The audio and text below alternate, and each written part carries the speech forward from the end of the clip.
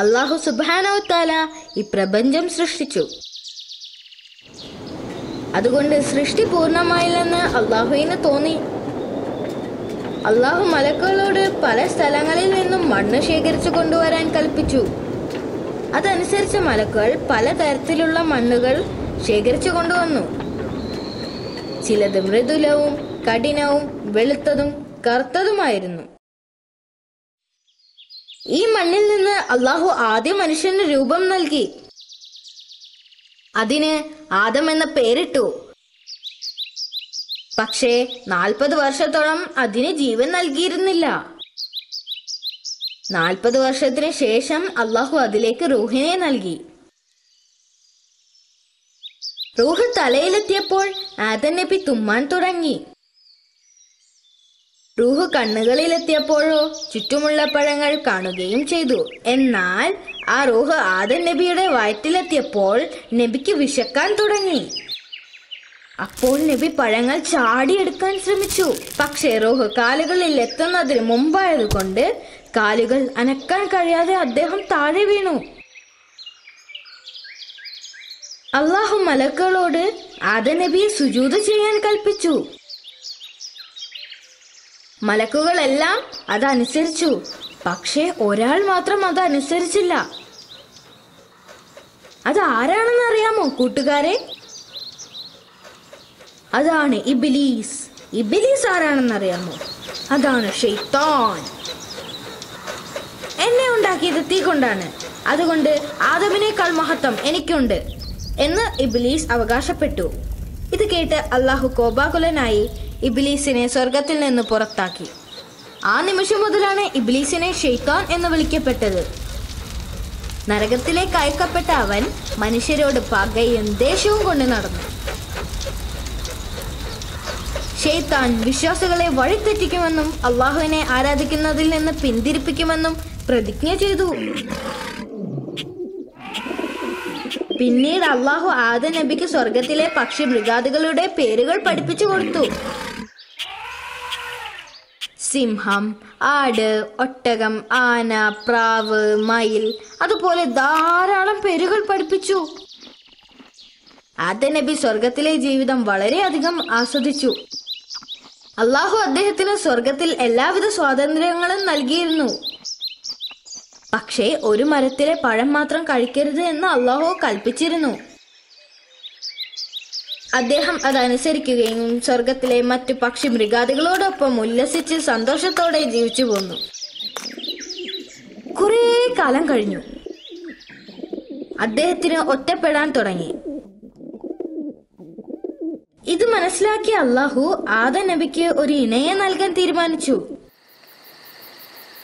ഒരു ദിവസം പ്രവാചകൻ ഉറങ്ങുമ്പോൾ അല്ലാഹു അദ്ദേഹത്തിന്റെ വാരിയലിൽ നിന്ന് ഒരു ഇണയെ സൃഷ്ടിച്ചു. ഇതായിരുന്നു ലോകത്തിലെ ആദ്യ വനിത. പ്രവാചകൻ ഉറക്കമുണർന്നപ്പോൾ ഇണയെ കണ്ടു സന്തോഷവാനായി. പ്രവാചകൻ അവരെ ഹവ്വ എന്ന് പേര് വിളിച്ചു. പ്രവാചകനും ഹവ്വ ബീവിയും കുറെ കാലം സ്വർഗത്തിൽ സന്തോഷത്തോടെ ജീവിച്ചു. ഇത് കണ്ട ശൈത്താന് അസൂയ തോന്നി. അവൻ അവരെ വഴിതെറ്റിക്കാൻ തീരുമാനിച്ചു. ഉടനെ ശൈത്താൻ ഒരു പാമ്പിന്റെ രൂപത്തിൽ സ്വർഗത്തിൽ എത്തുകയും അവരെ പലതും പറഞ്ഞ് പ്രലോഭിപ്പിച്ച് വിലക്കപ്പെട്ട പഴം കഴിക്കാൻ പ്രോത്സാഹിപ്പിച്ചു. അവർ ആ പഴം കഴിക്കുകയും അത് കഴിച്ചു തീരുന്നതിന് മുൻപ് തന്നെ അവരുടെ തെറ്റ് മനസ്സിലാക്കുകയും ചെയ്തു. അവർ കുറ്റബോധം കൊണ്ട് വിഷമിച്ചു. പഴം കഴിച്ച ശേഷം അവർ നഗ്നരാണെന്ന സത്യം അവർ മനസ്സിലാക്കുകയും ചെയ്തു. അവർ അല്ലാഹുവിന്റെ ശിക്ഷയെ ഓർത്ത് ഭയപ്പെട്ടു.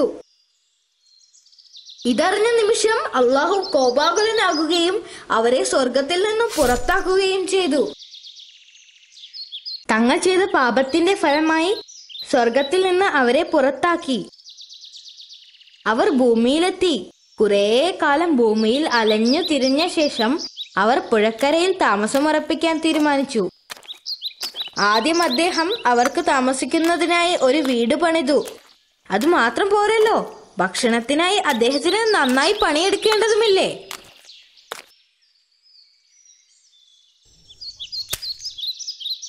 ഭൂമിയിലെ ജീവിതം സ്വർഗത്തിലേതുപോലെ അത്ര സുഖകരമല്ലെന്ന് പ്രവാചകന് മനസ്സിലായി. അങ്ങനെ വർഷങ്ങൾ കടന്നുപോയി. ഹവ്വ ബീവി ഇരട്ട കുട്ടികൾക്ക് ജന്മം നൽകി, ഒരു ആൺകുട്ടിയും ഒരു പെൺകുട്ടിയും. ആൺകുട്ടിക്ക് ഹാബീൽ എന്ന് പേരിട്ടു. അതിനുശേഷം ഹവ്വ ബീവി മറ്റൊരു ഇരട്ട കുട്ടികൾക്ക് ജന്മം നൽകി. അതും ഒരു ആൺകുട്ടിയും പെൺകുട്ടിയും ആയിരുന്നു. ആൺകുട്ടിക്ക് കാബീൽ എന്ന് പേരിട്ടു. അവർ വളർന്നു വലുതായപ്പോൾ കാബീൽ നല്ലൊരു കൃഷിക്കാരനും ഹാബീൽ നല്ലൊരു ആട്ടിടയനുമായി. ഇരുവർക്കും വിവാഹപ്രായമായപ്പോൾ അള്ളാഹുവിന്റെ കൽപ്പന പ്രകാരം കാബീൽ ഹാബീലിന്റെയും ഹാബീൽ കാബീലിന്റെയും സഹോദരിമാരെ വിവാഹം കഴിപ്പിക്കുവാൻ തീരുമാനിച്ചു. കാരണം ഭൂമിയിൽ അന്ന് വേറെ പെൺകുട്ടികളില്ലായിരുന്നു. ഹാബീലിന്റെ വധു സുന്ദരിയായിരുന്നു. കാബീലിന്റെ വധു അത്ര ഭംഗിയുള്ളവളായിരുന്നില്ല. ഇതിൽ കാബീൽ അസ്വസ്ഥനായി. ഹാബീലിന്റെ സഹോദരിയേക്കാൾ സുന്ദരിയായ തന്റെ സ്വന്തം സഹോദരിയെ വിവാഹം ചെയ്തു കൊടുക്കാൻ കാബീൽ പിതാവിനോട് ആവശ്യപ്പെട്ടു. ഇത് തന്റെ തീരുമാനമല്ല, അള്ളാഹുവിന്റെ കൽപ്പനയാണെന്ന് പറഞ്ഞ് പ്രവാചകൻ അതിനെ വിസമ്മതിച്ചു. ഇത് വഴക്കിൽ കലാശിച്ചു. ഇതിൽ ദുഃഖിതനായ പ്രവാചകൻ അള്ളാഹുവിന്റെ അടുക്കൽ സഹായത്തിനായി പ്രാർത്ഥിച്ചു. ഇതിന് പരിഹാരമായി അവരോട് അള്ളാഹുവിനെ കാണിക്ക വെക്കാൻ പ്രവാചകൻ ആവശ്യപ്പെട്ടു. ആരുടെ കാണിക്കയാണ് അള്ളാഹു സ്വീകരിക്കുന്നത്? അവർക്ക് സുന്ദരിയായ പെണ്ണിനെ വിവാഹം കഴിക്കാം. ഹാബീൽ തന്റെ സമ്പാദ്യത്തിലെ ഏറ്റവും നല്ല ആട്ടിൻകുട്ടിയെ തിരഞ്ഞെടുത്തു. എന്നാൽ കാബീൽ എന്താ ചെയ്തത് എന്ന് അറിയാമോ? തന്റെ തോട്ടത്തിലെ നല്ല പഴങ്ങൾ മാറ്റിവെച്ച് മോശമായവ അള്ളാഹുവിനെ കാണിക്ക സമർപ്പിച്ചു. അള്ളാഹു ഹാബീലിന്റെ കാണിക്ക സ്വീകരിച്ചു.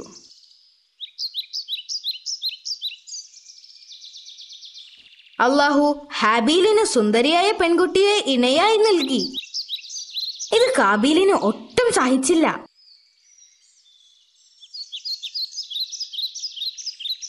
ഒരിക്കൽ ആടിനെ മേയ്ക്കാൻ പോയി ഹാബീൽ മടങ്ങി വരാതായപ്പോൾ സഹോദരനെ അന്വേഷിക്കാൻ കാബീലിനെ പ്രവാചകൻ പറഞ്ഞയച്ചു.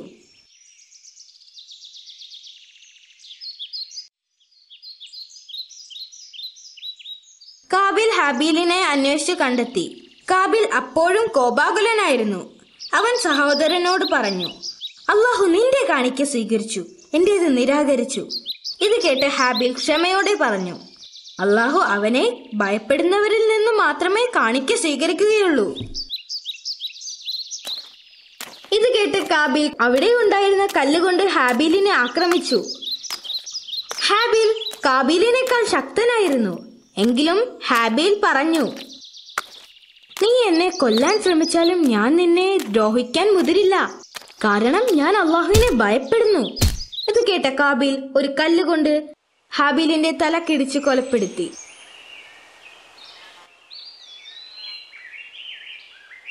ഹാബീൽ മരിച്ചു കഴിഞ്ഞപ്പോൾ കാബീൽ പരിഭ്രാന്തനായി. ഇനി എന്ത് ചെയ്യണം എന്നറിയാതെ വിഷമിച്ചു. അവൻ ഇത് മറച്ചു വെക്കാനുള്ള ഉപായങ്ങൾ ആലോചിച്ചു. അവൻ ഈ ശവശരീരം എവിടെ ഒളിപ്പിക്കണമെന്ന് ആലോചിച്ച് പരിഭ്രാന്തനായി. അങ്ങനെ ഇരിക്കുമ്പോഴാണ് 2 കാക്കകൾ വഴക്കുണ്ടാക്കുന്നത് കാബീലിന്റെ ശ്രദ്ധയിൽപ്പെട്ടത്. അതിലൊരു കാക്ക ചത്തു വീഴുകയും ചെയ്തു. മറ്റേ കാക്ക ഒരു കുഴി കുഴിച്ച് ചത്തുപോയ കാക്കയെ കുഴിച്ചിട്ടു.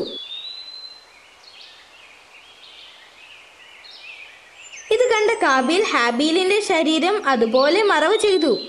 തെറ്റ് ചെയ്ത ശേഷം കാബീൽ പശ്ചാത്തപിച്ചു. അവൻ സ്വന്തം കുടുംബത്തിലേക്ക് ഇനി തിരിച്ചു പോകാൻ കഴിയില്ല എന്ന് മനസ്സിലാക്കി. അപ്പോഴേക്കും കാബീലിൽ ശൈത്താൻ വിജയം വരിച്ചിരുന്നു.